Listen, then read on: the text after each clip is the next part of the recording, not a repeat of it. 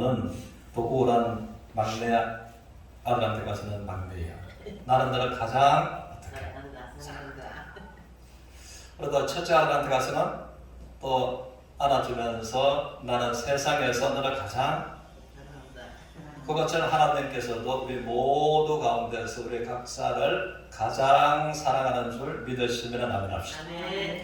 그러면 하나님 말씀하시고 하나님의 세상을 이처럼 사랑하사 독생자를 십자가에 내주심으로 우리가 죄인 되었을 때 죄로 말미암아 원수되었을 때 우리를 향하신 하나님의 사랑을 확장하신 그 사랑은 우리 자신을 위해서 그토록 사랑하신 하나님께서 그러면 하나님의 자녀된 너에게 어찌하여 모든 것을 은혜로 주시지 않겠느냐 라고 하시는 하나님의 은혜가 넘치는 시간이 되시기를 주님의 이름으로 축원합니다.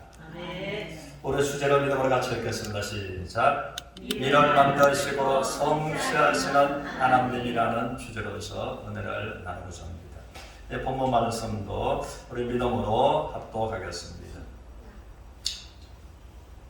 예레미야가 아직 시어될 뜰에 갇혀 있을 때에 여호와의 말씀이 그에게 두 번째로 임하니라 이르시되 이를 행하시는 여호와 그것을 만들며 성취하시는 여호와 그의 이름을 여호와라 하느니가 이와 같이 이르시도다. 너는 내게 부르시리라. 내가 내게 응답하겠고 내가 알지 못하는 크고 엄밀한 일을 내게 보이리라. 아멘.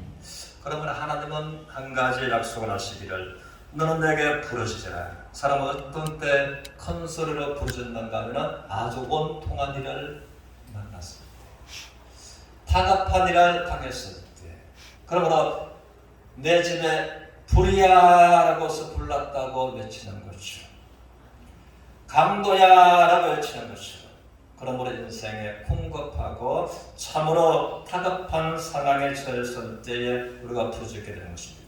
그러면 하나님은 너는 내게 부르시잖아. 그것이 건강이든 환경이든 또 다른 환경이든 나는 내게 응답하겠고 네가 알지 못하는 경험하지 못했던 크고 엄밀한 귀를 해당 너에게 말하고 보여주리라 하신 말씀대로 그 하나님을 경험하고 통해가는 모두가 되시기를 주님 이름으로 축원합니다.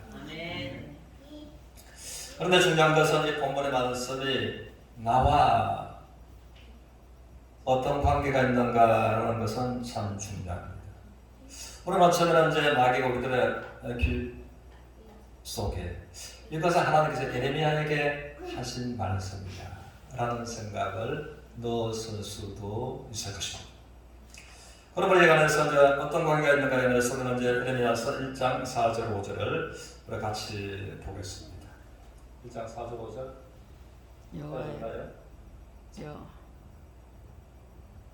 같이 읽겠습니다. 시작.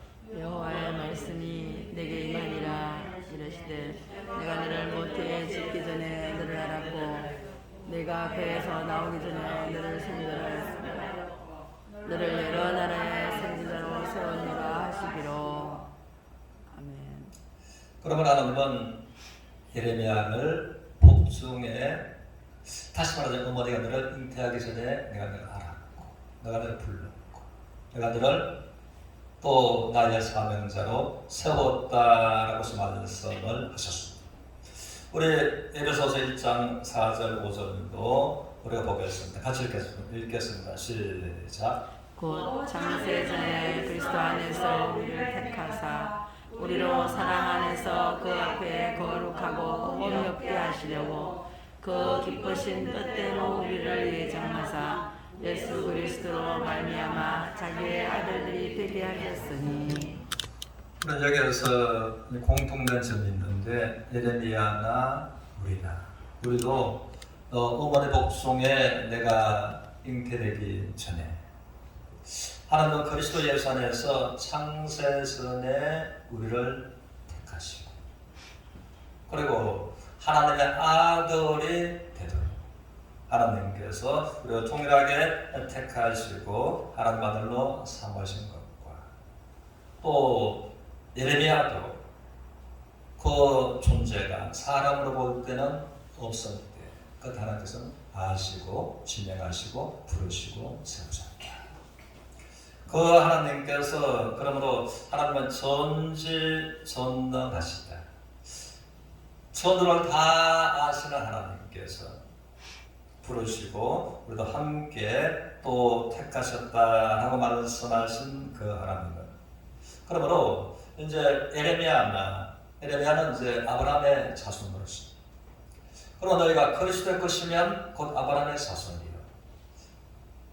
그러므로 아브라함이 받은 것처럼 함께 하나님의 축복을 상속으로 받은 자들이다 말씀하신 그러므로 하나님의 관점에서 에레미야나 내가 참으로 구원받은 하나님의 자녀라면 동일하다고요.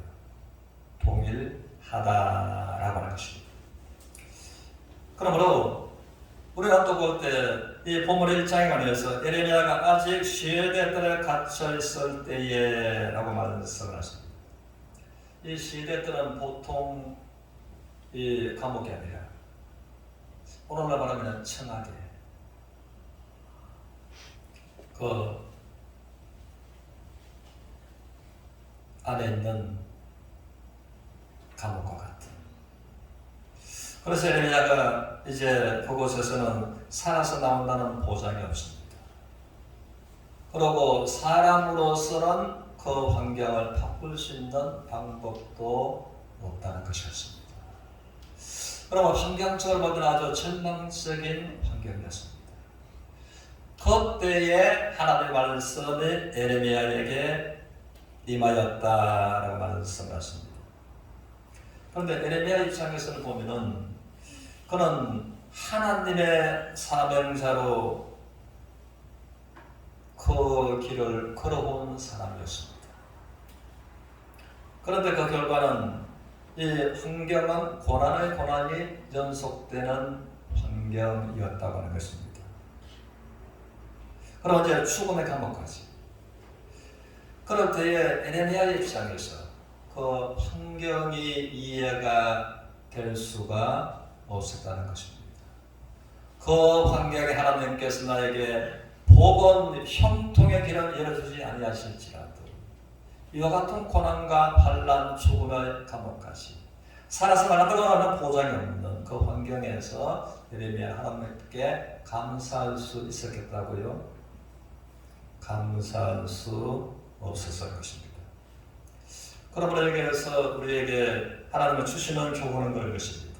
내가 또 복음을 깨닫고 하나님의 자녀가 되었어. 지금까지 믿음의 길을 걸어왔는데 현재의 나의 모습은 에레미야가 살아서 나간다고 하는 보장이 없는 감옥에 갇혀 있는 것처럼 내가 문자적인 시대들 감옥은 아니지만 의미적인 감옥에 갇혀 있는 내 자신을 생각할 수가 있다는 것입니다. 질병이라고 하는 감옥에 갇혀서 현대 의학도 나도 스스로 이 질병이라는 감옥에서 벗어날 수가 없는 또 질병은 아니지만 그것이 또 이 환경, 저 환경, 또 다른 환경에 감옥처럼 나를 가두었어. 내가 문제 속에 나에게 빠졌어. 기쁨도 즐거움도 희망도 없는 누구도 나를 도와줄 수가 없고 나도 스스로 이 감옥에서 나갈 수가 없는 듯한 의미적인 감옥은 우리에게 있을 수 있다고요. 그 가운데 있는 그 성도들도 있을 것입니다.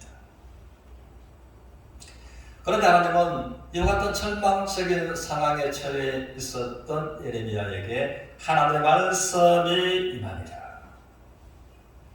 그러면 하나님 말씀하시기를 이전에서 일을 행하시는 여호와. 그러나 하나님은 그 가운데서 이 죽음의 절망의 높인 감옥 속에서 일을 행하시는 하나님이다. 너는 스스로 할 수 없고 누구도 인생으로서는 죽음의 환경에서 너를 도와서 구원할 자가 없지만 나는 전능한 하나님입니다. 그 환경에서 일을 행하시는 하나님입니다. 어떻게 행하시는가 하면 이제 그것을 만들어 성취하시는 하나님입니다. 문제에 있어 해답을 만드시고 해답을 성취해 가시는 그 하나님이다 라고 말씀하십니다. 그러므로 나는 스스로 있는 전능하신 하나님이다 라고서 말씀을 하고 계십니다. 그러므로 그러므로 너는 죽음의 감옥에 있었지만 내가 이를 행하는데 네가 감옥에서 나가서 나의 백성이 회복되고 축복과 영광의 길을 내가 열고서 성취하는 하나님입니다. 그러므로 너는 나를 알았으므로 내가 너희가 말하였으므로 너는 내게 부르짖으라. 환경은 절망은 죽음의 감옥에 할지라도 나는 너희가 반드시 응답하겠다. 그리고 네가 알지 못했고 경험하지 못했고 듣지 못했던 크고 엄밀한 일을 너희에게 보여주리라 라고서 말씀을 하셨다라고 하는 것입니다. 그래서 우리들은 에레미야가 절망적인 환경에서 하나님의 메시지를 듣고서 희망과 소망과 새로운 인생의 대마음으로부터 철거음의 반전이 일어났다는 것입니다. 그래서 우리 모두에게도 하나님께서 질병의 환경이든 또 무엇의 압박의 환경이든 어떤 절망의 환경이든 그 가운데서 에레미야처럼 이를 행하시고 그 문제를 해답으로 만드시고 성취하신 하나님께 믿음으로 부르짖고 놀라운 것, 엄밀한 것을 응답으로 나의 것으로서 받는 서로가 되시기를 축원합니다. 그래서 주님은 히브리서 12장 2절을 통해서 말씀하시 한번 들으시겠습니다. 우리를 온전케 하시는 우리를 온전케 할 수 있는 사람도 이 세상에 어떤 여건도 없습니다. 일시적인 도움을 줄 수 있는 것은 받을 수 있는 것은 있지만 온전케 해줄 수 있는 사람도 어떤 여건도 나에게 오지는 않는다는 것입니다. 그런데 우리가 어떤 환경에 건강이든 또 다른 환경이든 절망 가운데 처했할지라도 우리를 온전케 하시는 예수를 바라보라. 그 주님을 우리가 믿음으로 바라보는 서로가 되었으면 좋겠습니다. 그래서 우리가 주님께서 한번 들었습니다. 예수 그리스도 어제나 오늘이나 영원토록 동행하십니다. 그 주님은 볼지어다 세상 끝날까지 내가 너희와 항상 함께 하시리라 라고서 주님은 지금도 말씀하고 계십니다. 그러므로 주님은 어떻게 이제 온전케 하시는가 하면 또 주님께서 이 땅에 계실 때에 요한복음 2장에서 이제 가나 혼인 잔치집에서 한참 최고 기쁨이 거기에 이르렀을 때 포도주가 떨어졌습니다. 그때는 돈도 필요가 없습니다. 돈이 있다고 할지라도 포도주가 떨어졌는데 또 축가객들은 계속 발걸음을 그것을 돈을 가지고서 포도주로 사온다면 그 잔치 분위기가 어떻게 될까요? 아주 난감했습니다. 그때에 마침 예수님이 그곳에 계셨으므로 그 문제를 예수님께 가지고 나왔을 때 예수님과 말씀하시기를 이제 6 항아리에 물을 9가지 가득 채워 그리고 채우기를 마쳤을 때에 이제 하인들한테 말하기가 이제 그 물을 떠다가 포도주를 달라고서 요청하는 또 제촉하는 그 연회장한테 갖다가 주어라 라고 말씀하십니다. 그러니까 이제 분명하게 물을 떠다가 포도주를 요구하는 연회장한테 갖다가 주었는데 그것이 물이 포도주로 변하지 않았다면 어떻게 될까요? 그런데 그 물을 포도주로 변하게 물을 포도주로 만드시. 그러므로 그는 말하기를 어찌하여 사람들은 처음에는 좋은 포도주를 내고 사람들이 취했을 때에 술 맛을 잘 느끼지 못할 때에 나쁜 것을 질 낮은 포도주를 내거늘 그는 어찌하여 가장 좋은 포도주를 잔치 끝판에 내는가 하고서 극찬했다는 것입니다. 그래서 주님은 물로 포도주를 만들어서 염려를 기쁨으로 바꾸신 하나님이십니다. 우리는 요한복음 5장에서 보면 38년 된 그 병자에 관해서 그는 희망이 없고 소망과 즐거움이 없는 사람이었습니다.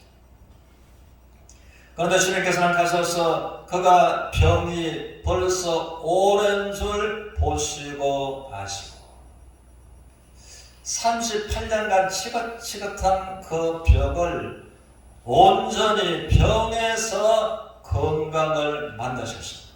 네가 누워있는 너의 절망에 들 것을 어깨에 메고 집으로 걸어가라 라고서 말씀을 하셨다는 것입니다. 그래서 질병을 건강으로 만드신 우리의 주님께서 그 인생을 행복한 인생으로 만드신 그 하나님이 우리와 함께 하십니다. 그러므로 그 하나님을 말미암아 우리가 동일한 우리의 슬픔을 기쁨으로 우리의 질병을 건강으로 만들어 가시는 그 하나님을 믿음으로 바라보는 서로가 되시기를 주님의 이름으로 축원합니다. 그래서 이제는 또 이런 생각을 할 수 있습니다. 예수님의 십자가에서 죽으셨는데 어떻게 우리와 함께 한단 말입니까? 그런데 로마서 1장 4절을 통해서 모든 사람은 죽었다가 죽은 자 가운데서 다시 살아난 사람은 아무도 없습니다. 그런데 예수님은 십자가에서 피와 물을 다 흘려 죽으시고 또 무덤 속에 밤낮 3일을 계시다가 또 부활하셨습니다. 그러므로 그 죽은 자 가운데서 그가 부활하심으로 말미암아 그가 하나님의 아들됨을 능력으로 스스로 선포하셨다라고 말씀을 하시는 것입니다. 그러므로 이 세상에서 어떤 종교 창시자도 죽었다가 다시 살아난 사람은 아무도 없다는 것입니다.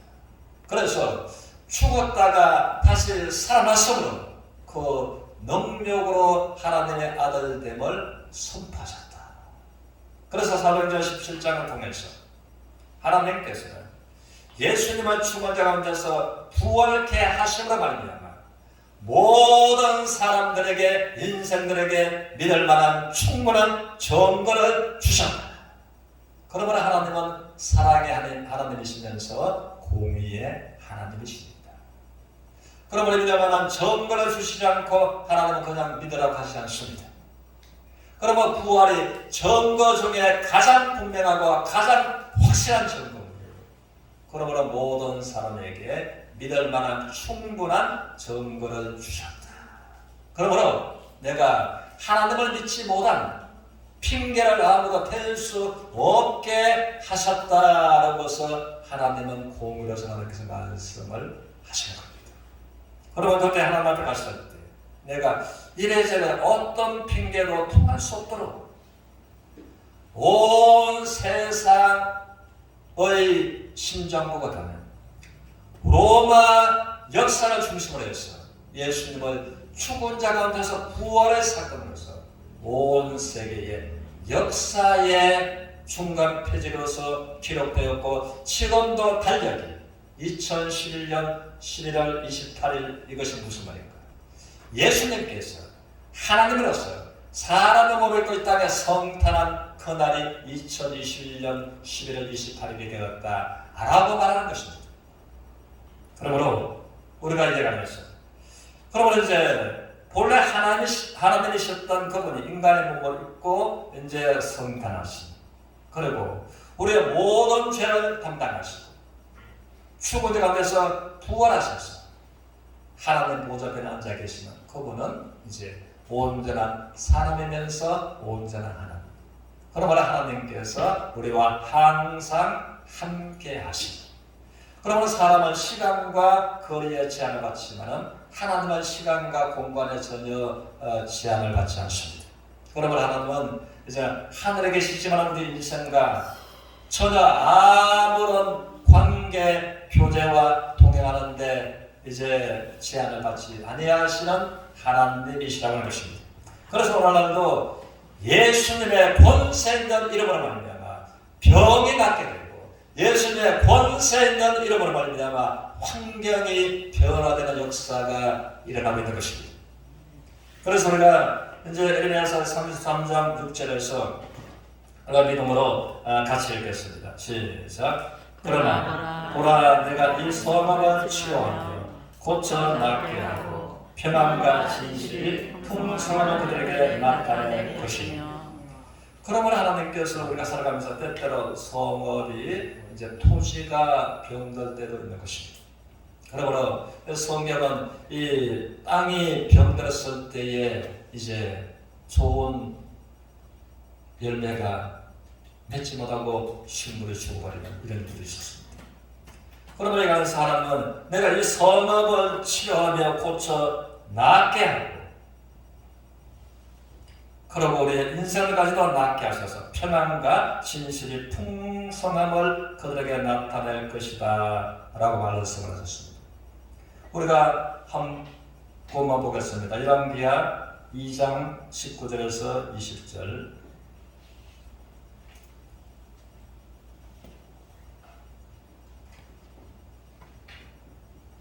(19절에서 20절을) 같이 읽겠습니다. 시작. 그 성읍 사람들이 엘리사에게 말하되 우리의 주인께서 보시는 바와 같이 이 성읍의 위치는 좋으나 물이 나쁨으로 토산이 익지 못하고 떨어지나이다. 엘리사가 이르되 새 그릇에 소금을 담아 내게로 가져오라. 고 가져온지라. 엘리사가 물 근원으로 나아가서 소금을 그 가운데에 던지며 이르되 여호와의 말씀이 내가 이 물을 고쳐줬으니 이로부터 다시는 죽음이나 열매 맺지 못함이 없을지라 하였느니라 하니. 21절도 그 물이 엘리사가 한 말과 같이 고쳐져서 오늘에 이르렀더라. 그러므로 하나님은 엘리사 시대에 엘리사를 통해서 성읍의 땅이 어떻게 됐다고요? 병들었습니다. 병들다 보니까 이제 좋은 물이 땅에서 날 수가 없고, 그러다 보니까 식물은 부딪혀 죽고, 또 농사를 아무리 잘해도 열매가 좋은 열매를 내어주지 못하고, 그때 하나님은 엘리사 시대에도 병들은 땅을 고쳐주시고 물을 좋은 물로 만들어주시고 이제 식물이 사는 토양으로 만들어주시고 열매가 풍성한 결과로 만들어주신 하나님이셨다라는 것입니다. 그러면 하나님께서는 우리가 범사가 잘되게 만들어주시는 하나님의 우리를 향하신 사랑과 마음이시다라는 겁니다. 그래서 이 범사는 이 토지에 관해서 땅에 관해서, 그리고 영토가 이 땅이 없는 사람은 직장이 나의 땅으로서 교훈이 될 수 있는 것입니다. 사업터가 나의 병들어 있는 땅으로서 이제 교훈이 될 것입니다. 그러나 땅을 고쳐주신 것처럼 우리의 직장을, 요셉 때문에 보디발의 온 가정을, 환경을 축복하신 하나님께서 나에게 속해 있는 직장을, 내가 하는 사업들을 하나님께서 병들어 있는 환경을 고쳐 행복으로 즐거움으로 만들어 주시는 하나님이신 줄 믿으면 아멘합시다. 우리가 또 한 가지를 보면 에레미야서 32장 27절에서 같이 읽겠습니다. 시작. 나는 여호와여 모든 육체의 하나님이라. 내게 할 수 없는 일이 있겠느냐. 그러므로 하나님이 이를 만들어서 성취하시는 하나님. 때는 온 육체의 하나님이심으로 육체의 어느 부분이 병들었다 할지라도 나는 전능하신 여호와 하나님이다. 모든 육체의 하나님이다. 그러므로 내게 할 수 없는 일이 있겠느냐. 모든 육체의 장기의 어느 부분이 병에 들었다 할지라도 시대들에 갇혀있는 것처럼 내가 질병에 갇혀있다 할지라도 그것을 나는 모든 육체의 하나님이심에 그 오장육부의 이상 있는 부분을 건강으로 만들어 낫게 하시는 누구라고요? 하나님이시다. 하나님이시다. 그러면 하나님은 내 온몸의 하나님, 나의 환경의 하나님으로서 병들은 것을 건강으로 만들어 낫게 하시는, 건강으로 행복으로 성취하시는 하나님이다라고 말씀하십니다. 우리가 한 곳에 창세기 25장 21절을 보겠습니다. 우리 같이 읽겠습니다. 시작. 이삭이 그의 아내가 임신하지 못하므로 그를 위하여 여호와께 간구하니 여호와께서 그의 간구를 들으셨으므로 그의 아내 리브가가 임신하였더니. 그런데 리브가도 임신을 못해서 이런 방법 저런 방법을 다 했지만은 사람의 도움으로서는, 어떤 의술의 도움으로서는 이제 아기를 가질 수가 없었습니다. 그런데 하나님은 모든 육체의 하나님이시다.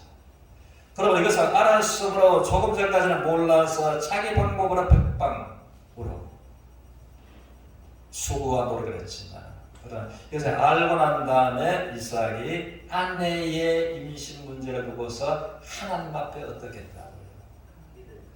기도하고 하나님을 알고 믿고 기도했으므로, 그러면 하나님께 부르짖었으므로 하나님은 크고 엄밀한 일을 알게끔 응답하신 하나님께서 리브가로 하여금 이제 아기를 가지게 하셨더라라고서 말씀을 하시는 하나님. 그러면 구약에서 신약에서, 그러면 하나님께서 우리에게 이제 말씀하신 것입니다. 한번 따라하시겠습니다. 나에게는 문제가 있고 하나님에게는 해답이 있습니다. 그러므로 문제에서 문제를 해답으로 만드시는 그 하나님을 믿고 바라보고 믿음으로 하나님 앞에 나아가는 서로가 되시기를 주님 이름으로 축원합니다. 아멘. 그래서 오늘 본문의 말씀을 다시 한번 보면 그렇습니다. 에레미야가 시내들 감옥에 갇혀 있었습니다. 그럼 우리가 다시 한번 문자적인 감옥은 아니지만 환경으로 인한 감옥이라고 하는 것은 인생 감옥에 내가 갇혀 있을 수 있는 것입니다. 그것이 건강의 감옥에, 경제 압박의 감옥에, 자녀 문제의 감옥에, 또 다른 문제의 감옥에 내가 갇혀 있을 수가 있다는 것입니다. 그와 같은 때에 하나님 에레미야에게 말씀하신 말씀처럼 이를 행하시는 하나님, 문제에서 해답을 만들어서 성취하시는 하나님입니다. 그러므로 네가 나를 믿어라. 나를 믿고 내게 부르짖어라. 그러므로 문제에서 해답을 만들어서 행복으로, 형통으로, 기쁨으로 너를 인도하시는 하나님께 부르짖고 하나님께로도 응답받고 크고 비밀한 일들을 경험하면서 하나님과 함께 통행하는 서로가 되시기를 주님 이름으로 축원합니다. 아멘.